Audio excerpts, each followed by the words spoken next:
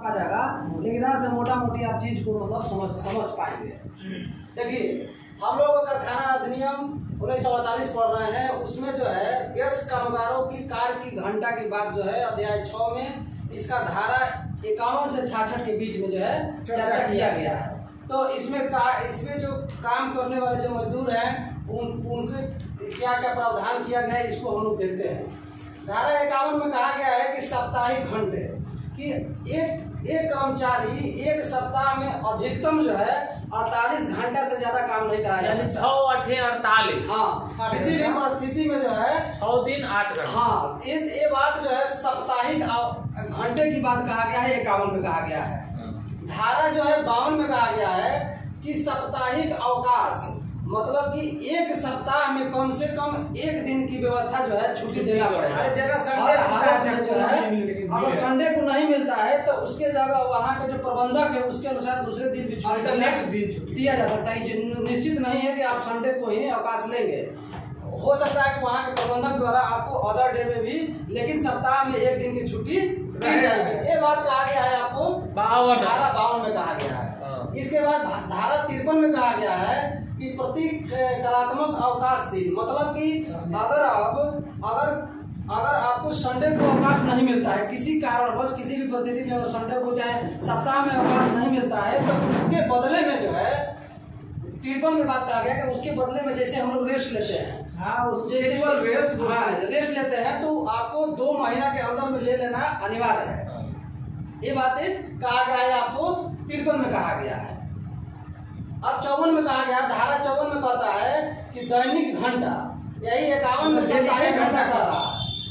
51 में जो है साप्ताहिक घंटा की बात कहा जा रहा है, और 55 में जो है 54 में जो है दैनिक घंटा की बात कहा जा रहा है। दैनिक घंटा में कहा गया है कि अधिकतम जो है आपको 9 घंटा से ज्यादा कार्य नहीं कराया जा सकता है। विश्राम सहित जो आपको रेस्ट मिलता है, जो लंच का जो रेस्ट मिलता है उस सहित जो है, तो ऐसे नॉर्मली 8 घंटा का ड्यूटी होता है, आधा घंटा का जो है आपको लंच होता है, 10-15 मिनट मान चलिए हाथ गोड़ धोने में लगता है, तो टोटल आपको लंच सहित आपको 9 घंटा से कोई ज्यादा कार्य नहीं करा सकता है। ये अधिनियम में कहा गया है, आपको 54 में वर्णन किया गया है।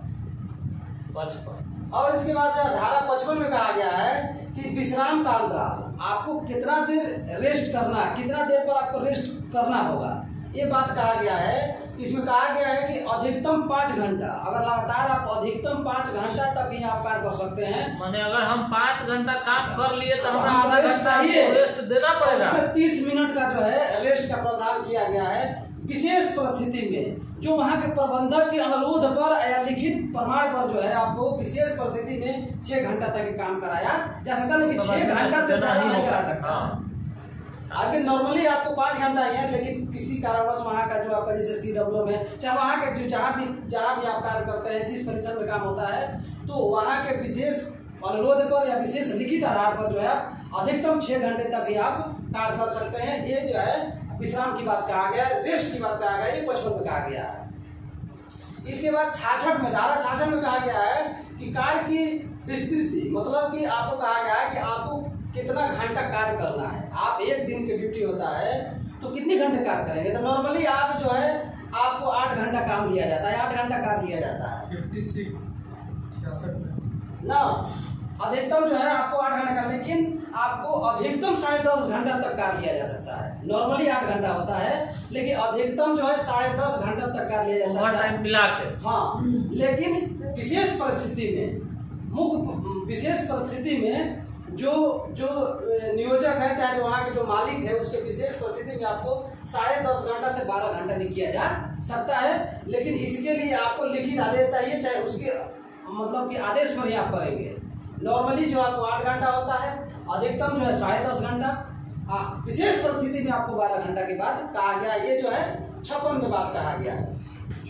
ठीक, इसके बाद जो है जो रात्रिकालीन पारी, जैसे जो नाइट ड्यूटी करता है, नाइट ड्यूटी के बाद 57 में कहा गया है। नाइट ड्यूटी अगर कोई व्यक्ति करता है तो ड्यूटी आने के बाद में उसको 24 घंटा का रेस्ट की प्रबंध किया गया कि 24 घंटा रेस्ट मिलने ही चाहिए। अगर कोई व्यक्ति नाइट रेस्ट कर लेता है उसको 24 घंटा की रेस्ट मिलना चाहिए, ये बात 57 में कहा गया है। अरे रात आपका कोई ले नहीं सकता है, रात का मतलब रात्रिकालीन ड्यूटी का हाँ। मतलब रात आपका कोई ले नहीं सकता है। तो ऐसे दिन में तो ड्यूटी आदमी करवे करता है, तो रातों में अगर ड्यूटी कर दिया तो 24 घंटा उसको तो रेस्ट मिल जाता मिल है। गया। चलिए अब हम देखते हैं 58 धारा 58 में कहा गया है कि परस्पर व्यापी पारियों की प्रतिषेध। अगर आपको किसी कार्य में अगर एक पारी में कार्य के लिए लगा दिया गया है, एक पाली में आपको कार्य के लिए लगा दिया गया है, तो उसी दिन दूसरी पारी में आपको कार्य के लिए नहीं लगाया जाएगा। ये बात कहा गया है। आपके शिफ्ट ड्यूटी चल रहा है, तो अगर एक पारी में आप काम कर लिए, फर्स्ट सीटिंग में आप काम कर लिए हैं, तो जो दूसरी सीटिंग आएगी काम करने, तो उसमें आपको नहीं लगाया जाएगा। ये बात के जो है मैं दोबारा आपको काम नहीं करना है, ये बात कहा गया है 58 में। ये 58 में बात कहा जाता है कि आपको दोबारा कार्य नहीं करना है। एक बार 58 फिर से 58 में कहा गया है कि अगर यदि आपको एक पाली में जैसे 3 शिफ्ट होता है, 24 घंटा के 8-8 घंटा के शिफ्ट होता है, तो अगर एक शिफ्ट में आपसे काम करा लिया गया है, तो उसी दिन दूसरा शिफ्ट में काम नहीं कराया जा सकता है, अगले दिन फिर कराया जाएगा। तो अब एक दिन में एक ही शिफ्ट में काम करेंगे। इस बात का इसमें कहा गया है, ये 57 में बात कहा 58 में कहा गया है। सॉरी, ऊपर से फिर एक बार आइए, फिर से बताइए, ऊपर से आइए ताकि चलिए। 51 में कहा गया साप्ताहिक घंटा 48 घंटा ज्यादा काम नहीं करना है। 52 में कहा गया साप्ताहिक अवकाश, एक सप्ताह में एक दिन की अवकाश चाहिए। 53 में कहा गया है कि अगर अवकाश नहीं मिल पाया है किसी कारणवश, तो आप 2 महीने के बाद में जो है आप ले सकते हैं। 53 में बात कहा गया है, 53 में बात कहा गया है। 54 में बात कहा गया कि दैनिक घंटा, मतलब कि आपको जो है एक दिन में कितना काम करना है। हम लोग ड्यूटी जाते हैं तो कितना काम करते हैं एक दिन में, 54 में बात कहा गया है। रेस्ट करते हैं तो 55 में बात कहा गया है। इसके बाद जो है काम कितना घंटा करेंगे, तो 56 में बात कहा गया कि अधिकतम हमसे 10.5 घंटा काम लिया जा सकता है, विशेष परिस्थिति में 12 घंटा काम लिया जा सकता है। ये 56 में बात कहा गया है। ठीक, अगर नाइट ड्यूटी की बात किया जाए तो 57 में जो है नाइट ड्यूटी की बात कहा गया है। और 58 में कहा गया है कि अगर आपको एक शिफ्ट में अगर काम करा लिया गया है, तो उसी दिन दूसरे शिफ्ट में काम नहीं कराया जा सकता है। ये बात जो है 58 में कहा गया है। इसके बाद 59 में कहा गया है कि आपको ओवर टाइम दिया जाएगा। ये बात जो है अति काल के लिए अतिरिक्त मजदूरी जो ओवर टाइम मिलता है आपको 59 के थ्रू मिलता है। ओटीए मिलेगा। हाँ, जो ओवर टाइम मिलता है ये 59 के तरह मिलता है कि आपसे अगर ज्यादा काम कराया जा रहा है तो उसके अतिरिक्त मजदूरी आपको दिया जाएगा। इसके बाद 60 में मजदूरी के दुगुना धारा जो है 60 में कहा जा रहा है कि दोहरे नियोजन पर प्रतिबंध। कहा जा रहा है कि दोहरे नियोजन पर प्रतिबंध। इसमें ये हो जाता है दोहरा गलती कुछ हो गया हमसे। हाँ है साहब। अच्छा, एक पारियों में काट चुके हैं तो नहीं, इसका मतलब ये हो जाता है। हाँ, लोग आते हैं जो है दोहरा नियोजन पर प्रतिबंध। इसका मतलब कि आप अगर जॉब कर रहे हैं तो एक साथ डबल नौकरी नहीं कर सकते। आप एक साथ जो है 2 नौकरी नहीं कर सकते हैं।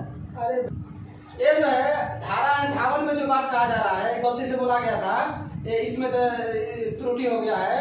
तो परस्पर व्यापी पारियों की प्रतिषेध कि यदि आप किसी कार्य को करने के लिए अगर जाते हैं, कोई काम अगर जिस दिन आपको नियुक्त किया जाता है जिस काम के करने के लिए, तो उस दिन उसी कार्य को करने के लिए दूसरे व्यक्ति को नहीं दिया जाएगा।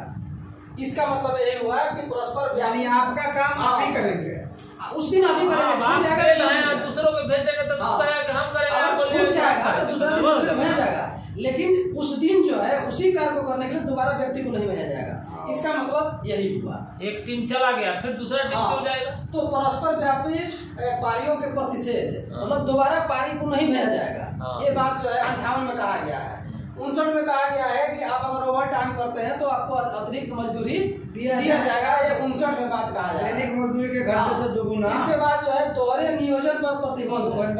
दोहरे नियोजन पर जो है प्रतिबंध है कि आपको जो है क्या था भैया, वही कि एक पाली में फिर दूसरा पाली में फिर नहीं जाएगा। कि अगर एक पाली में कार्य कर चुके हैं तो आपको उसी दिन दूसरी पाली में नहीं किया जाएगा। मतलब 6 बजे से 2 बजे तक हम काम कर लिया था, उनको रात में 10 बजे से ड्यूटी नहीं लगाया जाएगा। ये दोहरे नियोजन पर है, मतलब दोबारा एक ही दिन नहीं लगाया जाएगा। इसका सेंस यही हुआ 60 में यही हुआ कि आपको एक दिन में 2 बार ड्यूटी नहीं लगेगा, एक ही बार ड्यूटी लगेगा। 24 घंटा में एक बार। हाँ 24 घंटा नहीं अगर किया शिफ्ट वाइज सिस्टम है तो 24 हाँ। घंटा में। चलिए 61 में बात कहा गया है कि वयस्कों के लिए काम की कालावधि कि आपको 61 में कहा गया है कि आप जो है एक दिन में कितना काम करेंगे, कितना विश्राम करेंगे और आपको कितना का कहता है, इसका नियम का उल्लंघन नहीं किया जाएगा।